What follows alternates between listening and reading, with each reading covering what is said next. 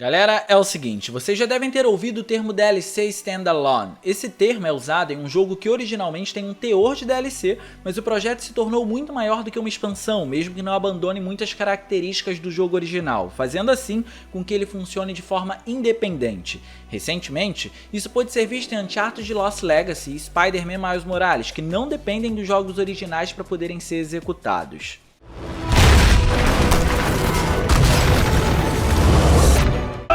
Miles, o que o Underground tá fazendo? Estão atrás do Nuform! Tinkerer, para! Só que isso já tinha surgido há anos atrás com a franquia Assassin's Creed. Na época, mesmo que não tenha sido reconhecido como DLC, isso aconteceu na série com Assassin's Creed Brotherhood, e é sobre ele que a gente vai falar hoje, para ver como o jogo tá nos dias de hoje e no que ele influenciou 10 anos depois. E claro, pra gente poder continuar, não esquece de clicar no gostei, porque isso dá uma força muito grande pro canal, se inscreve e ativa o sininho para não perder os vídeos de terças e quintas às 19 horas, e se puder, compartilha esse conteúdo pra gente chegar a mais pessoas, você vai estar ajudando pra caramba. E agora sim, vamos falar sobre um dos jogos mais aclamados da franquia Assassin's Creed.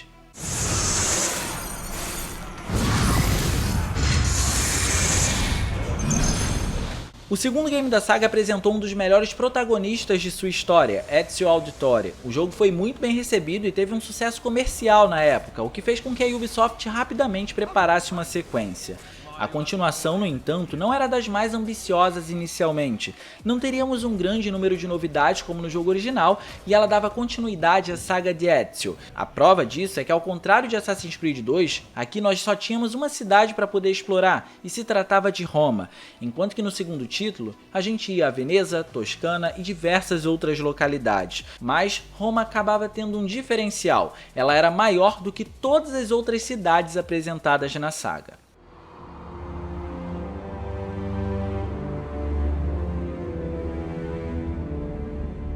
E esse é o rumo que Assassin's Creed Brotherhood toma para si. Considerado como Assassin's Creed 2.5, ele melhora todas as características do jogo anterior, continua desenvolvendo o plano de fundo já contextualizado e desenvolve mais o personagem que já vinha sendo aclamado. O começo do jogo é uma continuação direta do Assassin's Creed 2, Ezio volta para sua vila já desenvolvida graças aos feitos realizados anteriormente, além de já o encontrarmos mais forte, sábio e também maduro. O sentimento de evolução é notório, e essa é só uma das razões que justifica o jogo não ser uma mera DLC. Mesmo com essa introdução, o game ainda é discreto nesse começo e não mostra para o que veio. Os eventos começam a se desenrolar com 30 minutos de jogatina, quando vemos a vila que levou tanto tempo para poder ser evoluída, ser dizimada na excelente apresentação do jogo, que exibe tudo de forma jogável e interativa, prendendo muito o jogador.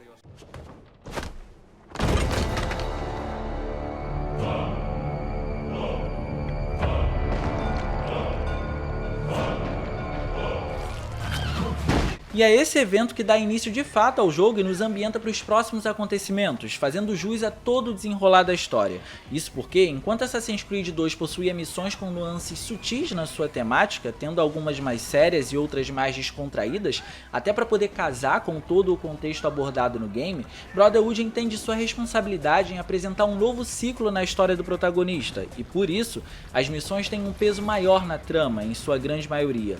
Na grande maioria das vezes, elas são de temática mais séria. Mas é quando chegamos em Roma, cidade em que o jogo vai se passar em praticamente 100% do tempo, que entendemos o seu potencial, e esse potencial é visto tanto nos visuais como também nas mecânicas.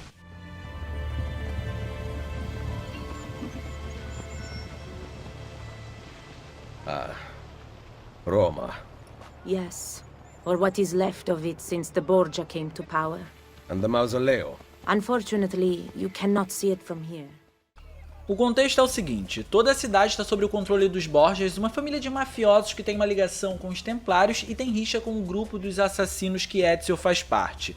O objetivo é o jogador libertar a cidade desse controle, tomando postos de comandos, torres, reconstruindo estabelecimentos e fazendo diversas outras atividades para poder melhorar o desempenho da cidade e tirar ela das garras dessa família. O que antes acontecia só na pequena vila de Ezio, agora acontece ao longo de toda a cidade.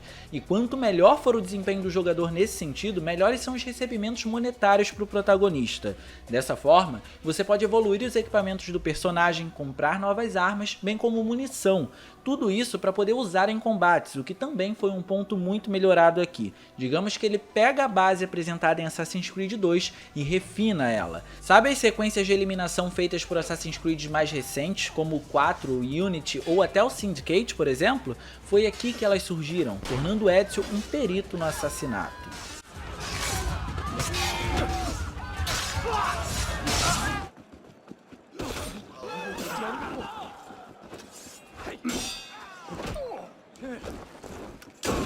E além de Ezio, a gente controla Desmond, e pra quem não sabe, Desmond é o personagem responsável por reviver as memórias de seu ancestral, que é o Ezio, no Animus, uma máquina que tem essa capacidade. O ponto interessante é que Desmond tá muito mais ativo nesse jogo, foram inseridos mais trechos no controle do personagem que envolvem exploração, e ele tá ainda mais comunicativo que no jogo anterior, tendo mais participação.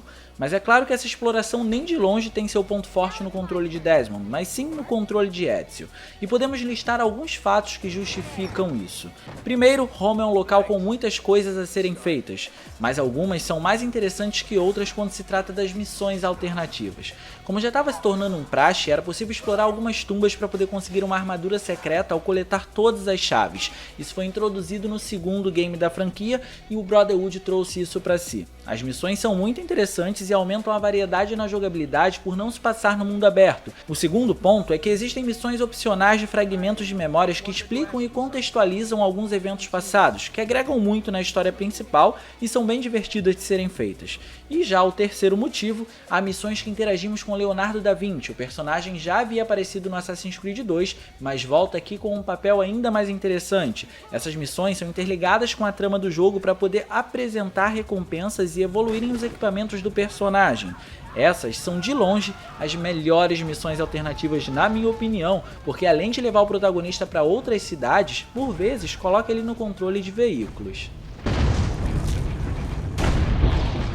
Para ajudar nessa exploração, existem muitos ambientes distintos, e se não fosse pela ajuda de um cavalo como meio de transporte, demoraria um certo tempo para se chegar em alguns objetivos. A cidade é realmente grande e tem uma representação muito boa. O diferencial aqui é que agora você consegue transitar com o cavalo no meio das ruas, coisa que não era possível em Assassin's Creed 2. Para poder se movimentar, o padrão estabelecido pelos jogos anteriores continua. Você consegue contratar pessoas para poder distrair guardas, se misturar nas multidões ou procurar caminhos alternativos enquanto escala as estruturas usando o sistema de parkour que é muito bem feito. E felizmente, os controles contribuem muito para isso, já que além de muito precisos, eles respondem muito bem, assim como foi no antecessor, mas digamos que aqui está mais refinado.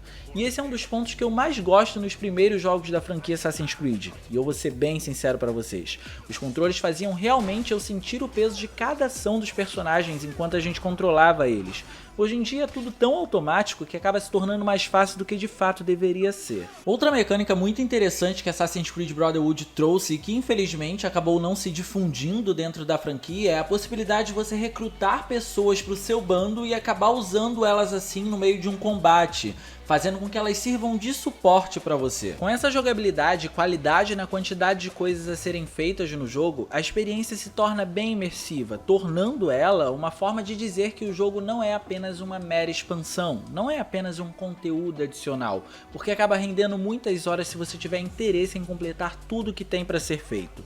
Mas o fato é que além de ter servido de certa forma como influência para alguns jogos atuais que agem da mesma forma, graças a essa ideia do 2.5 ter dado tão certo, visualmente falando é certo dizer que o jogo envelheceu muito bem e mesmo 10 anos mais tarde pode ser facilmente jogável. E não me entendam mal, mas os visuais do jogo mostram sua melhor forma na apresentação dos cenários. A elaboração da modelagem dos personagens apresentou um salto pouco significativo quando comparado com o antecessor, mas os ambientes estão realmente muito bem feitos. As estruturas de cada canto de Roma se diferem umas das outras de acordo com o seu contexto, e cada uma delas apresenta uma riqueza de detalhes muito grande, que era difícil de ser visto em um jogo de mundo aberto para a época.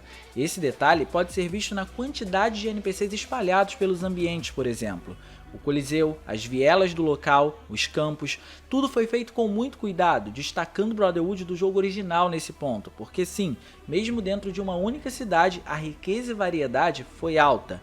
Brotherhood fez em uma cidade o que Assassin's Creed 2 precisou de inúmeras para poder fazer. De quebra, ainda houve a adição de alguns novos efeitos, como a nuvem que, embora seja nitidamente uma espécie de imagem em movimento no céu, com uma resolução um pouco baixa para o padrão, criava sombra nos cenários conforme ia passando. Dessa forma, os visuais apresentavam diversos tons de sol para poder indicar que estava amanhecendo, entardecendo ou anoitecendo.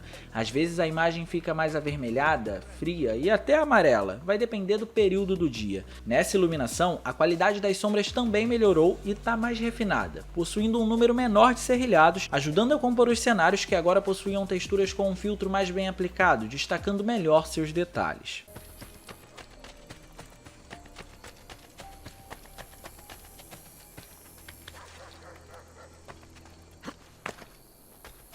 O fato é que, mesmo não trazendo muitas mudanças aos olhos do jogador, o game consegue manter tudo o que tinha sido bom no jogo anterior e leva isso a um novo patamar. Não houveram novidades gritantes, mas houveram melhorias significativas. Usando da trama para apresentar personagens icônicos, eventos marcantes e desenvolver melhor Desmond e Ezio, é fácil dizer que Brotherhood, além de ser jogável facilmente hoje em dia, é obrigatório para os fãs da saga. É importante mencionar também que Assassin's Creed Brotherhood foi o primeiro game da saga a apresentar um modo online, que por sinal era muito divertido no Xbox 360 e PlayStation 3. E para quem estiver interessado em jogar o game no PS4 ou no Xbox One, existe uma coletânea que traz ele remasterizado, chamada de The Ezio Collection, que traz Assassin's Creed 2, Brotherhood e Revelations para poder contar a história do Ezio agora no PlayStation 4 e Xbox One, e vale muito a pena ser jogado. Particularmente, eu não consigo decidir qual é o melhor, Assassin's Creed Brotherhood ou Assassin's Creed 2. Me conta aí qual que você prefere.